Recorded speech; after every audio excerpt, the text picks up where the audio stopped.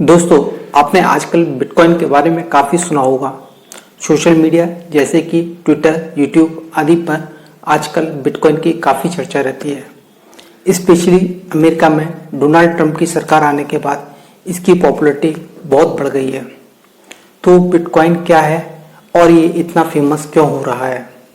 क्या आप जानते हैं कि 2010 में एक बिटकॉइन की कीमत लगभग 3 रुपये के आसपास थी और अभी कुछ समय पहले बिटकॉइन लगभग 1 करोड़ रुपए के आसपास टच कर गया है। अगर आपने 2010 में 1000 रुपये केवल बिटकॉइन में डाले होते तो आपको लगभग 333 बिटकॉइन मिलते, जिनकी आज के दिन कीमत लगभग 300 करोड़ रुपए के ऊपर होती। तो आपने देखा कि बिटकॉइन ने कितना गुना रिटर्न दिया है। तो बिटकॉइन असल में है क्या? तो बिटकॉइन को समझने के लिए हमें एक शब्द को जानना जरूरी है, जिसे हम कहते हैं क्रिप्टो करेंसी। बिटकॉइन एक तरीके की क्रिप्टो करेंसी है। ये जो क्रिप्टो करेंसी वर्ड है, ये 2 शब्दों से मिलकर बना हुआ है, क्रिप्टो एंड करेंसी। क्रिप्टो का मतलब होता है हिडन या सीक्रेट, और करेंसी का मतलब होता है medium of purchase of goods और सर्विसेज। 2008 में सतोशी नाकामोटो नाम के एक व्यक्ति ने इंटरनेट पर एक इलेक्ट्रॉनिक करेंसी को लॉन्च किया, जिसे आज हम बिटकॉइन कहते हैं। इनका मकसद था कि अगर कोई एक व्यक्ति किसी दूसरे व्यक्ति को कुछ पैसा ट्रांसफर करना चाहे तो ये बिना किसी फाइनेंशियल इंस्टीट्यूशन जैसे बैंक के हस्तक्षेप के बिना कर सके। सतोशी नाकामोटो कौन है, वो क्या करते हैं, कहाँ रहते हैं, उनकी पहचान आज भी लोगों को पूरी तरह से पता नहीं है। तो बिटकॉइन काम कैसे करता है, इसको जानने के लिए हमें ये जानना जरूरी है कि हम अपने इतिहास में जब चीज़ों को खरीदते और बेचते थे तो उनके लिए पैसों को कैसे लेन देन करते थे। बहुत सालों पहले, हजारों सालों पहले, जब हमारे पास में कोई करेंसी नहीं थी, कोई नोट या सिक्के नहीं होते थे, तो हम सबसे पहले बार्टर सिस्टम का यूज करते थे। बार्टर सिस्टम का मतलब होता है आप चीजों की अदला बदली करना। अगर कोई व्यक्ति मान लीजिए कपड़े बेचता था तो खरीदने वाला व्यक्ति पैसे देने की बजाय उसको गेहूं दे देता था या कोई और अनाज दे देता था। अगर कोई व्यक्ति किसी के खेत पर काम करता था तो उसको सैलरी में पैसे मिलने की बजाय हो सकता था कि दूध मिल जाए या तेल मिल जाए। तो जब एक व्यक्ति दूसरे व्यक्ति से कुछ सामान खरीदता था तो बेचने वाला व्यक्ति उस व्यक्ति से कुछ सामान ले लेता था। इस तरीके से चीजों का आदान प्रदान होता था, जिसे हम बार्टर सिस्टम कहते हैं। ये बहुत पुराना सिस्टम था। इस सिस्टम में कुछ कमी थी, जैसे कि चीजों को रख पाना बहुत मुश्किल होता था। जैसे कि अनाज को बहुत सारा रख पाना बहुत मुश्किल होता है। चीजों को एक जगह से दूसरी जगह ले जाना बहुत मुश्किल होता था। तो इस बार्टर सिस्टम में कुछ समस्याएं थी। बार्टर सिस्टम के साथ ही एक दूसरा सिस्टम आया, जिसमें कि लोग गोल्ड और सिल्वर जैसी महंगी धातुओं को सामान खरीदने के लिए उपयोग करने लगे। अगर कोई व्यक्ति सामान खरीदता था तो उसके बदले में उसको सोना या चांदी दी जाती थी। यह सिस्टम काफी इम्प्रूव हो गया था, पर इसमें भी कुछ समस्याएं थी। सोना और चांदी को हर जगह ले जाना संभव नहीं था। इसमें प्योरिटी का एक हमेशा क्वेश्चन मार्क रहता था कि सोना कहीं नकली तो नहीं है। सोने और चांदी के खो जाने का डर रहता था। तो इस सिस्टम में भी कुछ समस्याएं थी। सोना और चांदी के सिस्टम के बाद एक नेक्स्ट सिस्टम आया, जिसमें कि गवर्नमेंट कुछ नोट्स इशू करती थी। गवर्नमेंट्स के सेंट्रल बैंक कुछ करेंसी को इशू करते थे, जिसको लोग सामान को लेने और देने में उपयोग करते थे। जो सिस्टम एक्चुअली हम आज यूज करते हैं। अगर हम कुछ सामान खरीदते हैं तो हम उसके बदले में नोट देते हैं। ये नोट गवर्नमेंट या उसके सेंट्रल बैंक द्वारा इशू किया जाता है। इस करेंसी सिस्टम आने के बाद में काफी चीजें काफी आसान हो गई, जैसे कि नोट्स करेंसी को यहाँ से वहां ले जाना काफी आसान हो गया। इसको रख पाना काफ़ी आसान हो गया। पर इस सिस्टम में भी कुछ समस्याएं थी। एक तो ये थी कि गवर्नमेंट्स के ऊपर ये सब निर्भर करता था कि गवर्नमेंट कितने भी नोट्स को प्रिंट कर सकती थी। दूसरा प्रॉब्लम ये थी कि गवर्नमेंट नोट्स की लीगल स्टेटस को कभी भी खत्म कर सकती थी। तीसरी प्रॉब्लम ये थी कि गवर्नमेंट्स का करेंसी के ऊपर पूरा कंट्रोल रहता था। 2008 में ग्लोबल फाइनेंशियल सिस्टम कोलैप्स होने के बाद में लीमन जैसे बड़े फाइनेंशियल इंस्टीट्यूशन बंद हो गए। लोगों को बैंक और फाइनेंशियल इंस्टीट्यूशन बंद हो जाने के डर के कारण अपने पैसे को बैंक में रखना काफी नुकसानदायक लगने लगा। तो बोलते हैं कि आवश्यकता आविष्कार की जर्नी है। Necessity is the mother of invention. ऐसे समय में सतोशी नाकामोटो ने जब बिटकॉइन को लॉन्च किया तो लोगों को इसकी असल कीमत समझ में आई। बिटकॉइन में कुछ फायदे थे जो कि इस करंट करेंसी सिस्टम की जो भी वीकनेस थी उसको एड्रेस करते थे। जैसे सबसे पहली प्रॉब्लम जो करेंसी सिस्टम में थी कि गवर्नमेंट कितने भी नोट्स प्रिंट कर सकती है, किसी का इसके ऊपर कोई कंट्रोल नहीं है। बिटकॉइन में जो बिटकॉइन की सप्लाई है वो लिमिटेड है। बिटकॉइन 21 मिलियन से ज़्यादा नहीं बन सकते। तो बिटकॉइन की जो सप्लाई है वो फिक्स है। तो आप निश्चिंत हो सकते हैं कि आपके बिटकॉइन की जो सप्लाई है वो एक निश्चित रहेगी। दूसरी प्रॉब्लम ये है कि जो आपकी करेंसी है उस पर सेंट्रल बैंक का लगभग काफ़ी कंट्रोल रहता है। बिटकॉइन एक डिसेंट्रलाइज करेंसी है। डिसेंट्रलाइज करेंसी का मतलब ये होता है कि इस पर कोई एक व्यक्ति या एक नेशन का कंट्रोल नहीं होता है। जैसे कि यूएस में यूएस सेंट्रल बैंक वहाँ की करेंसी को रेगुलेट करती है, इंडिया में आरबीआई नोट्स को रेगुलेट करता है। ऐसे ही बिटकॉइन को रेगुलेट करने के लिए कोई भी एक इंस्टीट्यूशन नहीं है। बिटकॉइन एक डिसेंट्रलाइज करेंसी है। बिटकॉइन के कुछ और फायदे हैं, जैसे कि अगर आप एक देश से दूसरे देश में पैसे को भेजना चाहते हैं तो ये काफ़ी आसान हो गया है। अब बिटकॉइन कैसे काम करता है, इसको समझने के लिए हमें कुछ कॉन्सेप्ट्स जैसे कि ब्लॉकचेन, माइनर, माइनिंग, इन चीज़ों को समझना पड़ेगा। मान लीजिए कि एक व्यक्ति है ए जो कि दूसरे व्यक्ति बी को कुछ बिटकॉइन भेजना चाहता है। ए के पास पहले से 100 बिटकॉइन है और बी के पास 50 बिटकॉइन है। अब मान लीजिए कि ए अगर 10 बिटकॉइन भेजना चाहता है तो ये जो बिटकॉइन है इनके लेजर जो होते हैं काफ़ी सारे सिस्टम्स कंप्यूटर्स पर मेंटेन किए जाते हैं। तो जब ए बी को बिटकॉइन भेजता है तो काफ़ी सारे सिस्टम्स इस कैलकुलेशन में लग जाते हैं कि ए के पास ये 10 बिटकॉइन देने के लिए है कि नहीं है। ए के पास अभी पहले कितने बिटकॉइन थे, ये जो 100 बिटकॉइन थी वो कहाँ से आए, और बी के पास कितने बिटकॉइन हैं। बी को 10 बिटकॉइन और मिल जाने के बाद कितने बिटकॉइन हो जाएंगे। ये सारी कैलकुलेशन उस लेजर में मेंटेन होती है। ये सारी कैलकुलेशन होने के बाद इस कैलकुलेशन का एक ब्लॉक बन जाता है और जो पुरानी ट्रांजैक्शंस होती हैं उस ट्रांजैक्शन की चेन में ऐड हो जाता है। इसलिए इस टेक्नोलॉजी को ब्लॉकचेन टेक्नोलॉजी कहा जाता है। ये लगभग उसी तरीके से काम करती है जैसे कि एक ट्रेन में एक बोगी दूसरे बोगी से कनेक्ट होती है। तो जब एक ब्लॉक में ट्रांजैक्शंस कंप्लीट हो जाती हैं तो उस ब्लॉक को उस चेन में जोड़ दिया जाता है और चेन कंप्लीट हो जाती है और ट्रांजैक्शन कंप्लीट हो जाता है। जो लोग इस ट्रांजैक्शन को मेंटेन और वैलिडेट करते हैं उनको माइनर्स कहा जाता है और ट्रांजैक्शन को मेंटेन और वैलिडेट करने की प्रोसेस को माइनिंग कहते हैं। अब जो माइनर्स होते हैं उनको ये काम करने में क्या फ़ायदा होता है, तो उनको ट्रांजैक्शंस को मेंटेन और वैलिडेट करने में बिटकॉइन का रिवॉर्ड मिलता है। तो आपने देखा कि बिटकॉइन के काफ़ी सारे एडवांटेज हैं।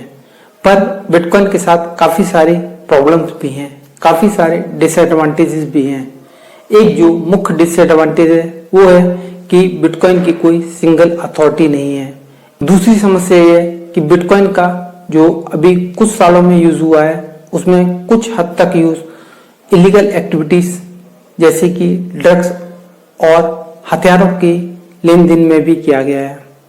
तीसरा ये कि बिटकॉइन की माइनिंग करना एक काफ़ी कॉस्टली और एनवायरमेंटली फ्रेंडली नहीं है। तो आपने देखा कि बिटकॉइन क्या है, ये कैसे काम करता है। ये अभी देखा जाए तो काफ़ी नई टेक्नोलॉजी है।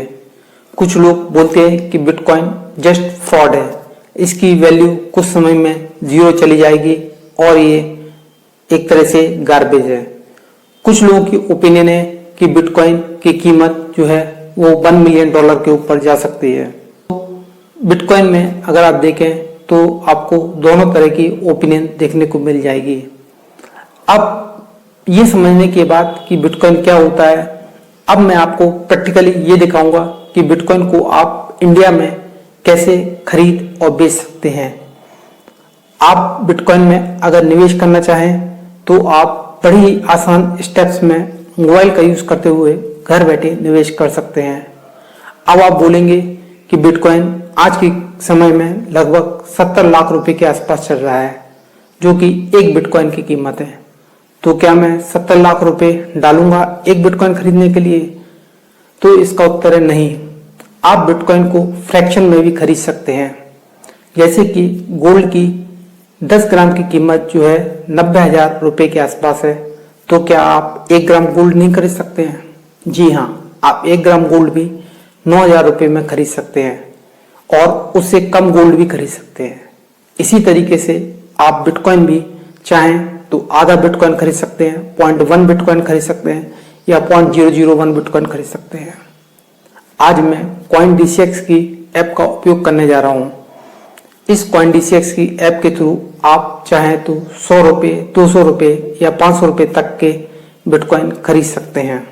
तो अब मैं आपको प्रैक्टिकली दिखाता हूँ कि आप CoinDCX की ऐप का उपयोग करके बिटकॉइन को कैसे खरीदें। अगर आपके पास में CoinDCX की ऐप नहीं है जिसके कारण आप क्रिप्टो करेंसी जैसे कि बिटकॉइन, इथेरियम, सोलाना आदि में इन्वेस्टमेंट ट्रेडिंग नहीं कर पा रहे हैं, तो मैंने CoinDCX के अकाउंट ओपनिंग की लिंक इस वीडियो के डिस्क्रिप्शन में दे दी है। आप वहां जाएं और अपना अकाउंट CoinDCX में ओपन करें। आइए अब हम चलते हैं CoinDCX की ऐप पर।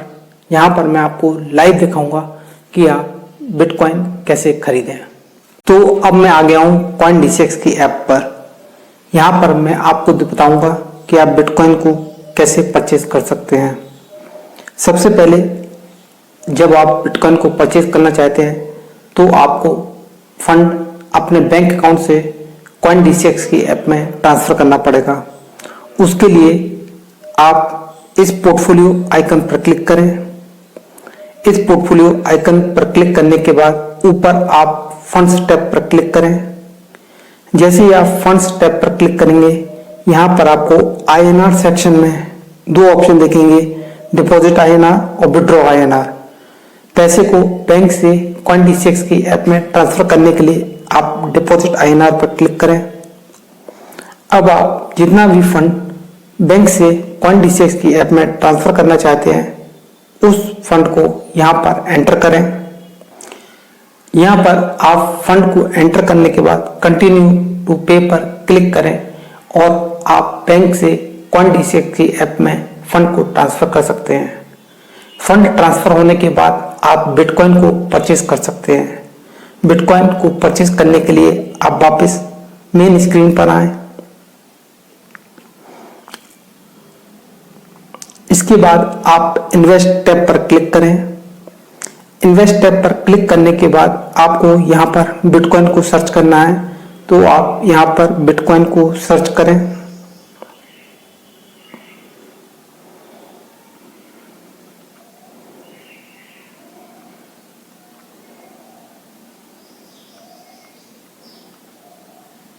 आप देखेंगे कि पहला ऑप्शन बिटकॉइन BTC यहाँ पर दिया हुआ है। बिटकॉइन को परचेज करने के लिए आप बिटकॉइन पर क्लिक करें। जैसे ही आप यहाँ पर क्लिक करते हैं आपको उसका लाइव प्राइस देखने को मिल जाता है। अभी करंटली एक बिटकॉइन की कीमत लगभग 73 लाख के आसपास चल रही है। और यहाँ पर आप देखेंगे कि बिटकॉइन का ग्राफ दिया हुआ है, नीचे बिटकॉइन का बाय बटन दिया हुआ है। जैसे ही आप इस बटन पर क्लिक करते हैं आपको यहाँ पर दो ऑप्शन देखने को मिलेंगे, इंस्टेंट और लिमिट। पहले मैं आपको लिमिट के बारे में बता देता हूँ। लिमिट प्राइस वो प्राइस है जिस प्राइस पर आप इसको बाय करना चाहते हैं। इसका मतलब ये है कि आप अपनी मन पसंदीदा प्राइस डाल सकते हैं और वो प्राइस जब भी आएगी तब आपका बिटकॉइन बाय हो जाएगा। फॉर एग्जाम्पल अभी जो प्राइस चल रही है वो 73,26,000 के आसपास चल रही है और यहाँ पर आप लिमिट प्राइस के सेक्शन में मान लीजिए कि 70 लाख रुपए डाल देते हैं। इसका मतलब ये है कि जब भी बिटकॉइन की प्राइस 70 लाख रुपए आएगी आपका बिटकॉइन बाय हो जाएगा। अब यहाँ पर आप नीचे रुपीस में डाल सकते हैं कि आप कितने रुपए के बिटकॉइन बाय करना चाहते हैं।